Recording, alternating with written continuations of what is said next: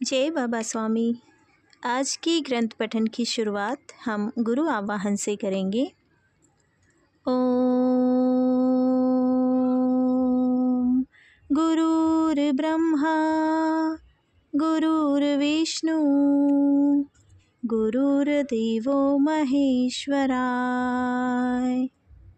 गुरुर्साक्षात् परब्रह्मा तस्मै श्री गुरुवे नमः। तस्मै श्री गुरुवे नमः। तस्मै श्री गुरुवे नमः। ओम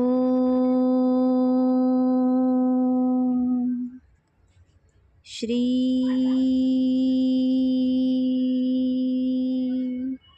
शिव कृपानंद स्वामी नमो नमः। जय बाबा स्वामी।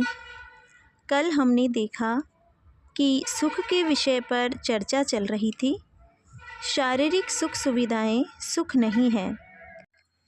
सुख यानी आत्मसुख, और इसी की खोज में मनुष्य को किसी जीवंत गुरु का सानिध्य प्राप्त होता है।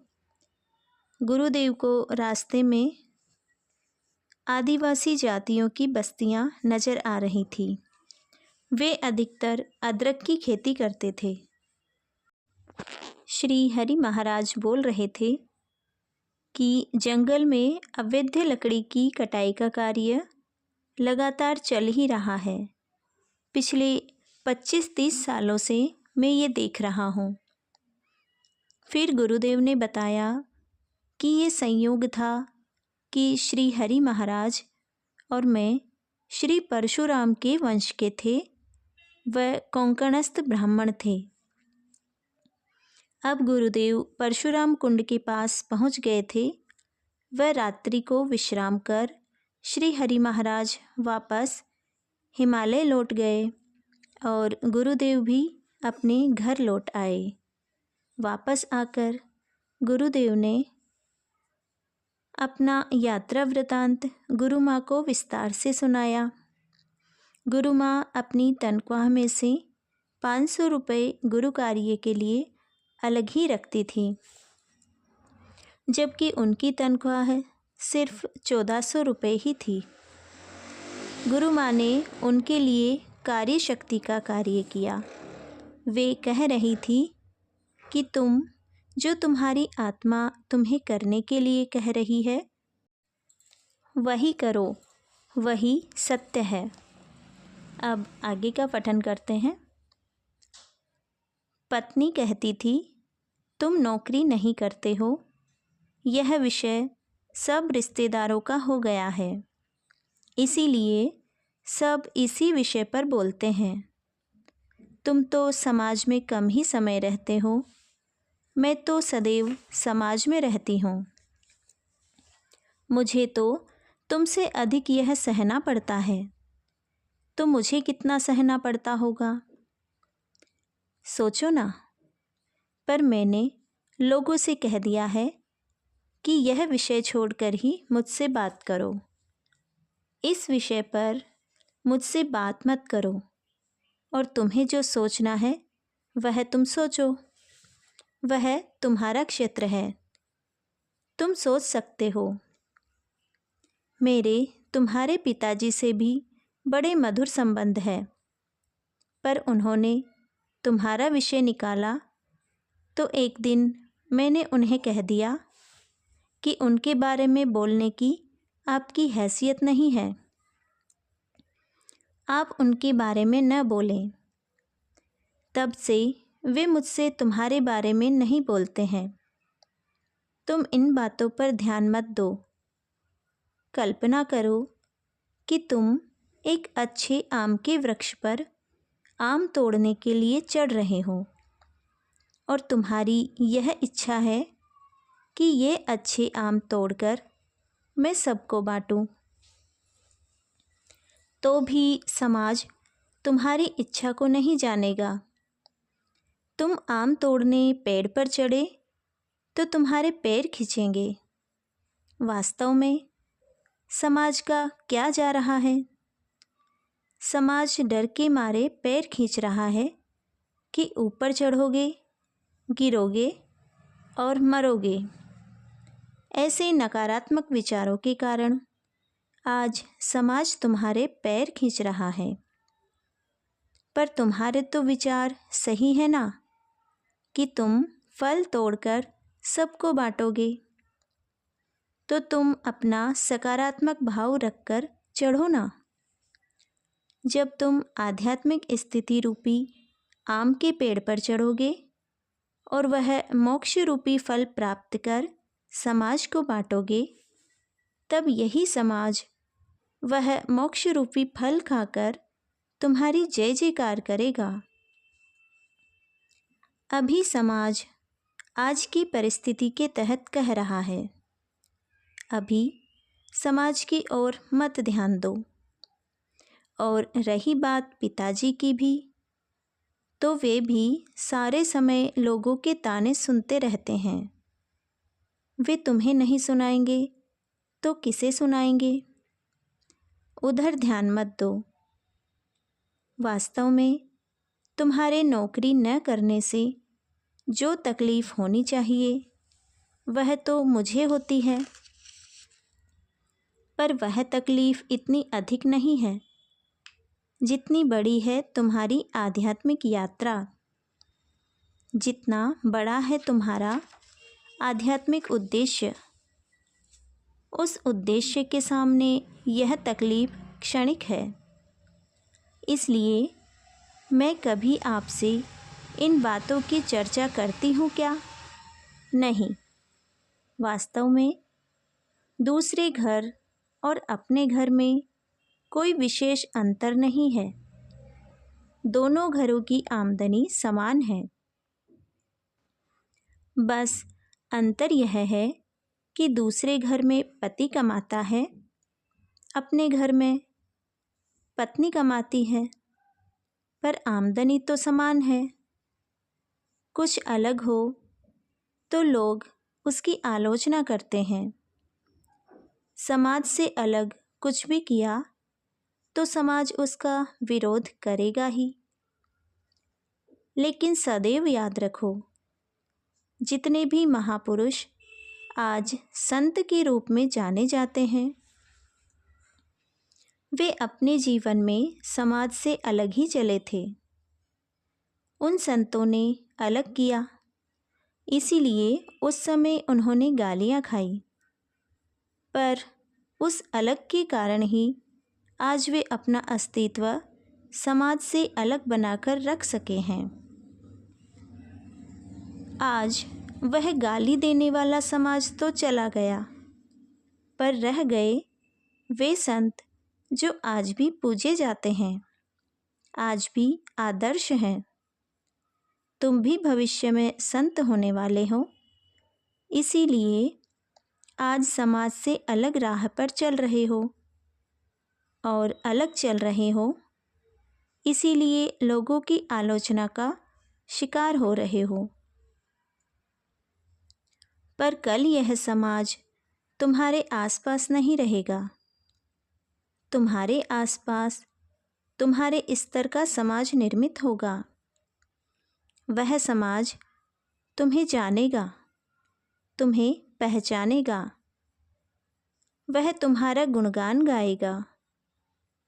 रही बात पिताजी की, तो जब तुम्हारा घर चलाने के लिए मैं उनसे पैसे मांगने जाऊं, तब वे ठीक कर रहे हैं, ऐसा समझना।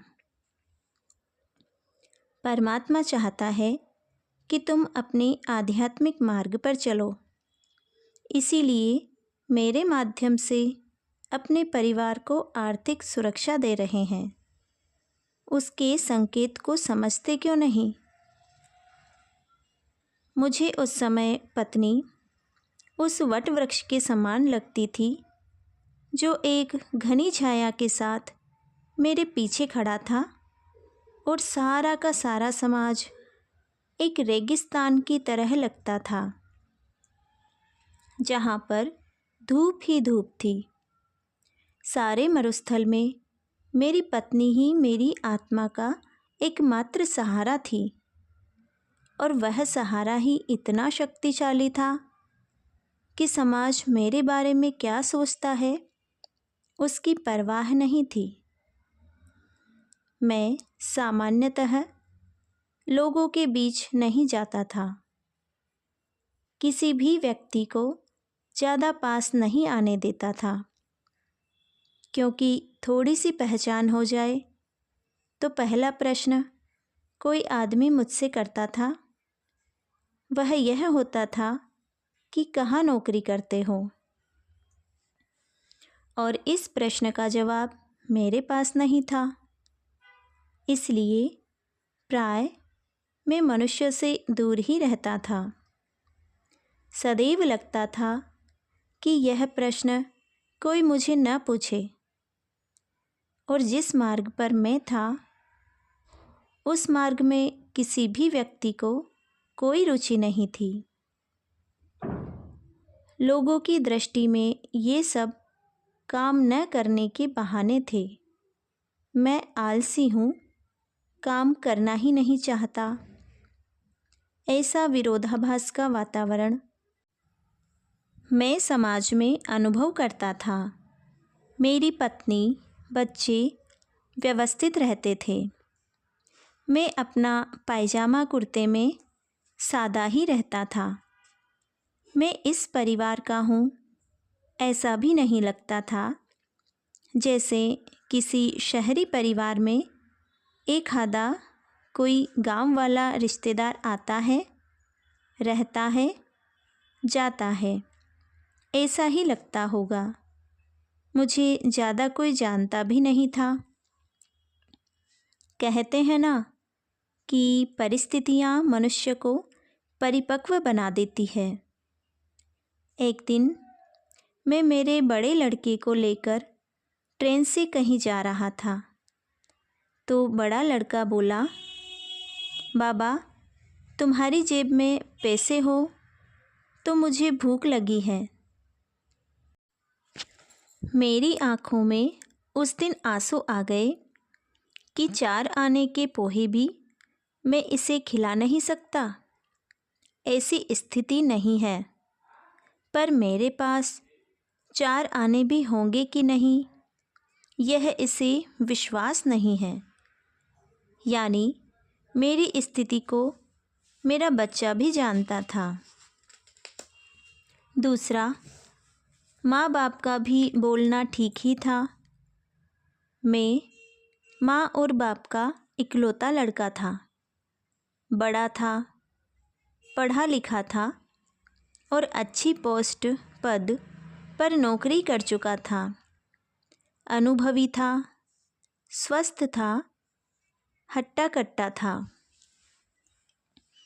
और अब नौकरी नहीं करूँगा कहूँगा तो वे नाराज़ तो होंगे ही। मैं किसी बड़ी बीमारी का शिकार हुआ होता, मैं अपंग हो गया होता तो बात अलग थी, पर ऐसा कुछ भी कारण नहीं था। मेरी मृत्यु हो गई होती तो भी एक विधवा के रूप में मेरी पत्नी को समाज की सहानुभूति मिलती। पर मैं अच्छा स्वस्थ होकर भी कमाता नहीं था, और वह मुझे कमाने के लिए नहीं कहती थी। यह देखकर पिताजी ज़्यादा नाराज़ होते थे। वह उन्हें कहती थी, उनका जन्म कमाने के लिए नहीं हुआ। वे जो कमाने वाले हैं वह आप, मैं नहीं कमा सकते हैं। उनका तो विषय ही छोड़ दो। पत्नी को तो उसके माँ बाप, बहनों से भी सुनना पड़ता था। वह तो बेचारी सभी की बातें सुनती थी, फिर भी मैदान में डटी हुई थी। उसका वह निश्चय ही मुझे प्रोत्साहन देता था। मैं सोचता था, मैं पुरुष होकर थोड़े दिन नहीं सहन कर सकता, वह तो स्त्री होकर इतना सदैव समाज में रहकर सहती है।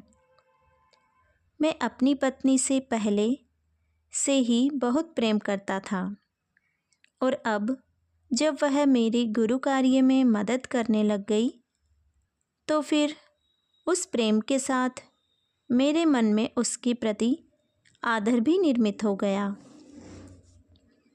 जिस दृढ़ निश्चय के साथ वह मेरे साथ थी वह देखकर तो मैं स्वयं भी आश्चर्यचकित हो जाता था। कितने विश्वास के साथ वह जी रही थी। मैंने उसे जीवन में कभी भी टूटते हुए नहीं देखा था। अपने पास जो न हो वह दूसरे के पास हो तो मनुष्य स्वयं ही उस ओर आकर्षित हो जाता है। मैं भी इस कारण उसकी ओर आकर्षित हो जाता था। मैं सोचता था कि अगर यह नहीं होती तो शायद मैं इस समाज में ही कभी नहीं आता। मेरे सारे रिश्तेदार मुझसे अधिक मेरी पत्नी को गालियाँ देते थे। वे कहते थे, तू ही उसे इस मार्ग पर जाने के लिए प्रोत्साहित कर रही है। अगर वह ऐसा होता तो शादी के पहले ही चला जाता। शादी होने के बाद वह ऐसा क्यों कर रहा है? तेरे ही कारण। तू ही इन सब की जिम्मेदार है और तू है कि उसे इस मार्ग पर चलने से रोकने की जगह आर्थिक मदद करके उसे प्रोत्साहित कर रही है। आज नहीं लग रहा है, कल पछताएगी, कल रोएगी। फिर हमें रोते हुए मत कहना कि यह क्या हो गया। वह एक दिन जो जाएगा वह आएगा ही नहीं, फिर रोएगी। इन सब में मेरी माँ मौन थी। भीतर से वह मुझे अच्छी तरह से जानती थी। वह मौन इसलिए थी क्योंकि वह मेरे ही पक्ष में थी। पर पिताजी के सामने यह बात कहने की उनकी हिम्मत नहीं थी। मेरी माँ ने एक बार एकांत में मुझसे कहा था, चिंता मत कर, सब समय एक जैसा नहीं होता है। यह भी समय है, चला जाएगा। इस सारे खराब माहौल में सबसे मुख्य बात है कि इस मार्ग में तेरी पत्नी वट वृक्ष की तरह तेरे साथ है। बस फिर क्या चिंता करता है? समय आने पर सब ठीक होगा। हम जीवन में जो बोते हैं उसके फल हमें इसी जीवन में मिलते हैं। तू जो बोह रहा है उसकी फसल भी कभी न कभी आएगी ही। अच्छे कर्मों का फल अच्छा ही होगा। ऐसे सारे माहौल में मेरा सामाजिक जीवन चल रहा था।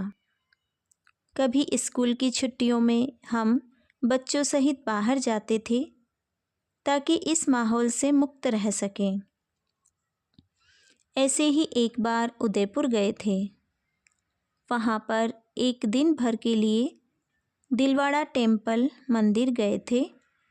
वहाँ पर ऐसे ही बातें करते हुए बैठे थे तो पत्नी ने कहा, मैं बचपन से गायत्री मंत्र का जाप करती हूँ और मुझे उस मंत्र पर पूरा विश्वास है। वह मुझे खराब से खराब समय में भी ऊर्जा देता रहता है। और मेरे गुरु ने मुझे कहा था, तेरी मुझे चिंता नहीं है। तेरी शादी सड़क के भिखारी से भी हो गई तो भी तू उसे राजा बना देगी। ऐसी शक्ति तेरे भीतर है। मुझे मेरे गुरु पर विश्वास है, इसलिए तुम भी एक दिन अवश्य राजा बनोगे और तब मेरी इस बात को याद करना। दूसरा, तुम तुम्हारे गुरुदेव की बातों पर तो विश्वास रखो। उन्होंने तुमको ले जाते समय क्या कहा था? तू इसे मुझे सौंप दे। यह तेरा संसार चलाने के लिए नहीं आया है। इसका संसार सारा विश्व है। यह सारे विश्व का कल्याण करेगा। यह विश्व स्तर पर कार्य करेगा। इस स्थिति में तो विश्व स्तर पर कार्य नहीं हो सकता है, यानी सदैव यही स्थिति नहीं रहेगी।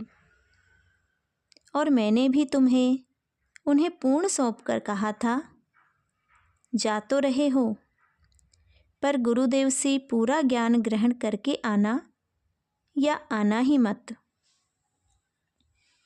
मैं तो तुम्हारे नाम पर ऐसे ही जीवन व्यतीत कर लूँगी। उस दिन मैंने केवल ऐसा कहा ही नहीं, सचमुच मैंने ऐसा ही किया भी है।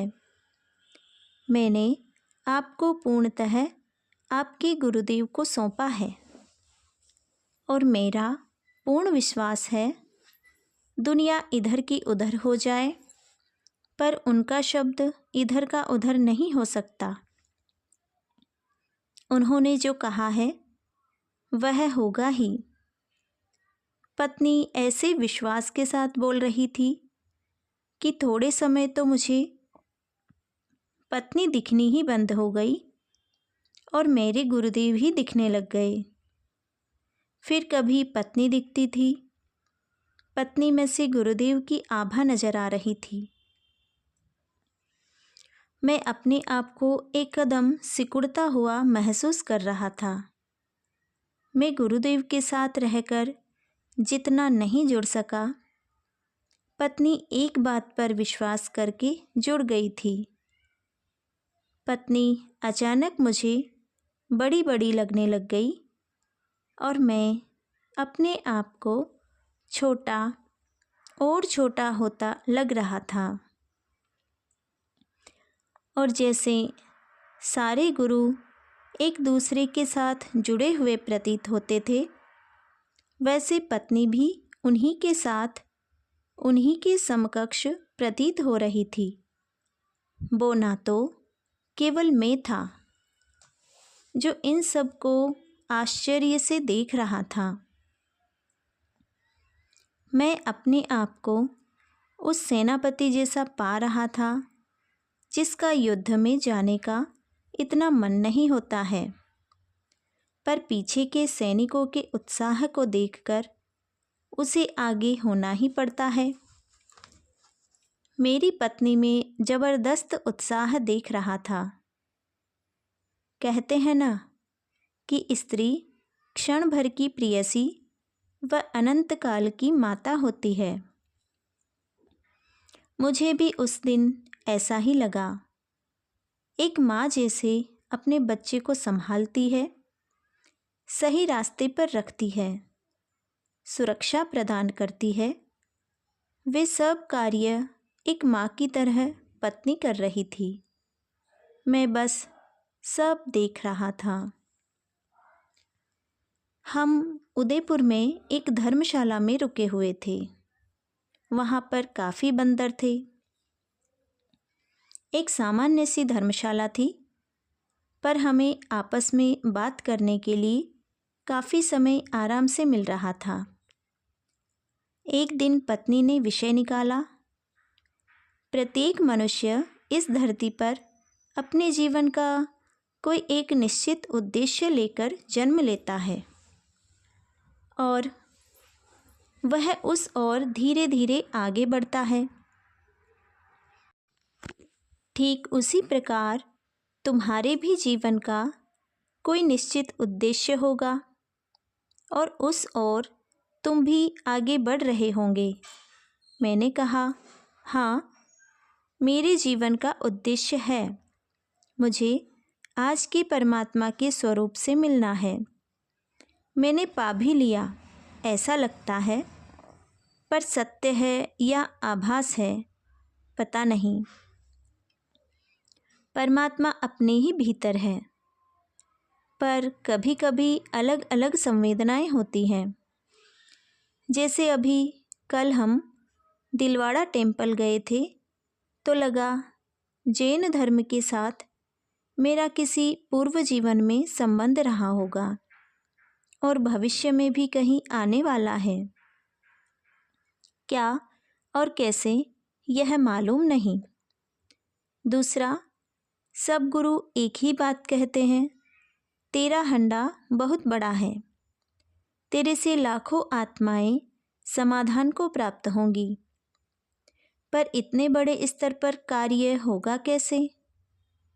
आज तू और मैं दोनों ही समाज से अलग थलग पड़े हैं। पत्नी बोली, लेकिन एक तो लाभ हुआ कि दोनों से रिश्तेदारों ने संबंध तोड़ दिया, तो हम दोनों तो शरीर से, मन से, चित्त से, आत्मा से करीब आ गए। मैं तुम्हें अपनी आत्मा के इतना करीब महसूस करती हूँ कि तुम नहीं रहते हो तो भी मुझे कभी ऐसा नहीं लगता कि तुम मेरे पास नहीं हो। और हिमालय में आप अपने गुरु के सानिध्य में रहते हैं, पर मुझे यहाँ घर रहकर भी वैसी ही अनुभूतियाँ होती है जैसे मैं ही हिमालय में यात्रा कर रही हूँ। और इस मार्ग पर चलने का अवसर तुम्हें शादी के बाद ही क्यों मिला? यानी आपका वह मार्ग है और मेरा मार्ग आपके साथ होना है, और इसीलिए मैं आपके साथ हूँ। मेरी आत्मा भी सदैव इस कार्य के लिए मुझे प्रेरित करती रहती है, और मुझे कभी नहीं लगा कि तुम गलत मार्ग पर हो। और इसीलिए नहीं कि मैं तुम्हें खुश करूं, अपनी आत्मा को प्रसन्नता मिलती है, इसलिए भी मैं आपके साथ हूँ। दूसरा, यह देखो, रिश्तेदार कहते हैं तुम्हारा बुरा होने वाला है, पर बुरा क्या होगा? उनके घर में एक मनुष्य कमाता है, अपने घर में एक मनुष्य कमाता है, तो दोनों ही घरों में स्थिति तो समान है। हाँ, अपने घर में एक अच्छा होने की संभावना है कि अगर आपकी आध्यात्मिक प्रगति हो गई तो पूरे घर की ही नहीं, सारे समाज की आध्यात्मिक प्रगति हो सकती है, क्योंकि मुझे नहीं लगता आध्यात्मिक स्थिति को कोई अपने तक सीमित रख सकता है। वह उसे बांटेगा ही, तो समाज का भी फायदा होगा। आज जो स्थिति है उससे बुरा तो कुछ हो ही नहीं सकता है, और यही कारण है कि मैं बिल्कुल निश्चिंत और शांत हूँ। जय बाबा स्वामी। आज के ग्रंथ पठन को यहीं पर विराम देते हुए हम शांति पाठ करेंगे। ओम ध्यो शांति अंतरिक्षगं शांति पृथ्वी शांति रापः शांति औषधयः शांति वनस्पतयः शांति विश्वे देवाः शांति ब्रह्म शांति सर्वगं शांति शांतिरेव शांति सामा शांतिरेधि। ओम शांति शांति शांति सर्वरिष्टसु शांतिर्भवतु। जय बाबा स्वामी। जय आत्मेश्वर।